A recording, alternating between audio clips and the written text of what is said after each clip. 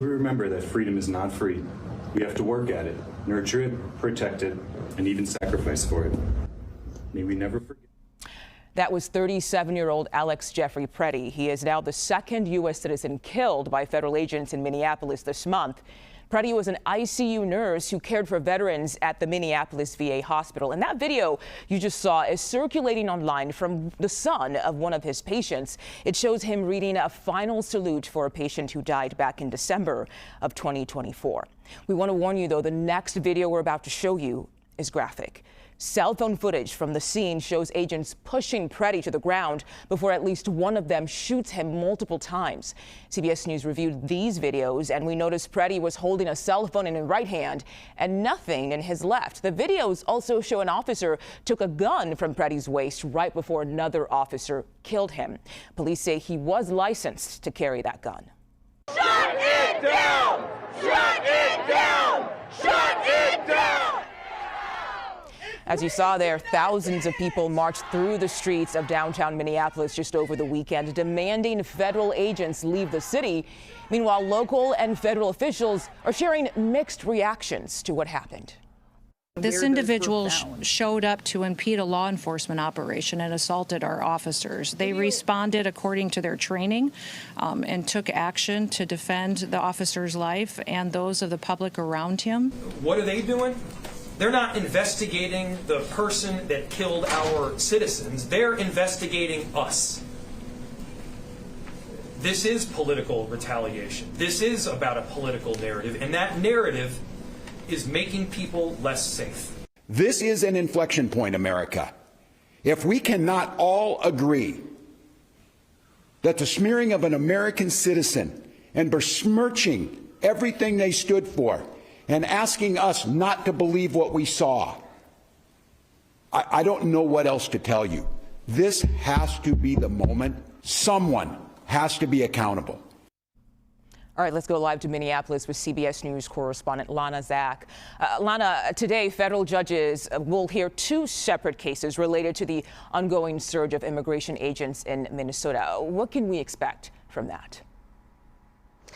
Hi there, Mugo. Let's talk first about the most recent one. That was a temporary restraining order that a federal judge who was appointed by President Trump granted to the state of Minnesota to prevent the Department of Homeland Security from destroying or tampering with any of the evidence in the investigation. What state and local leaders say here is they were frozen out of that investigation, and they were not even able to go to the shooting site until after the area had already become contaminated and any evidence destroyed. So that's the first part of it. They want to be able to conduct their own investigation. The other lawsuit goes to that broader question of whether ICE should be here and if their tactics are violating the constitutional rights of the citizens of the state of Minnesota. Yeah, and you spoke to someone who knew Alex Pretti, the victim in all this. What are you hearing from them and members of his own family?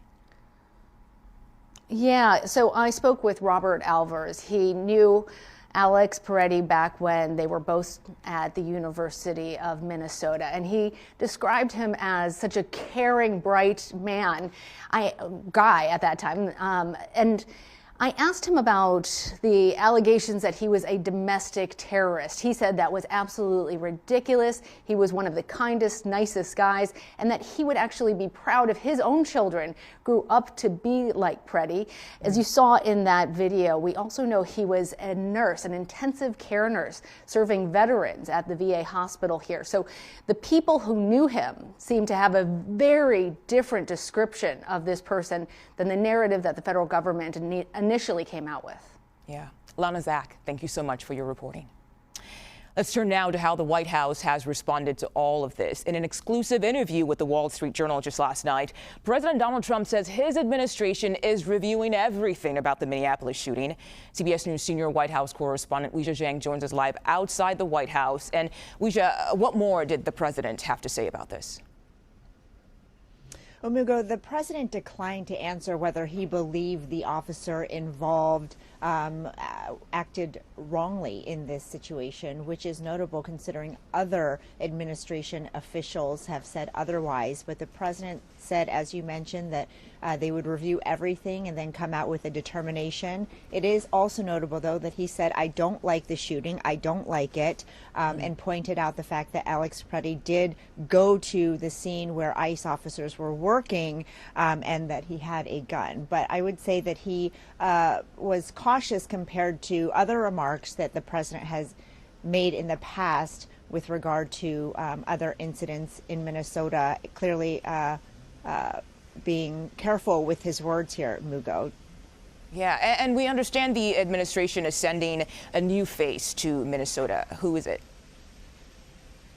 That's right. The president announced that he is sending the border czar, Tom Homan, to Minnesota. Of course, Homan is tasked with leading the operations for border control and security there. And the president says that he will be managing ICE operations on the ground. We also heard from the White House press secretary, Carolyn Leavitt, who said that he will be coordinating with those leading investigations into the massive widespread fraud in Minnesota. So it'll be some time before we see exactly what Tom Homan does on the ground there, but certainly this is an effort to calm the situation, especially in light of what we've seen in the previous days. The Department of Homeland Security Secretary Kristi Noem also issued a tweet to talk about how she is looking forward to working with and coordinating with Homan once he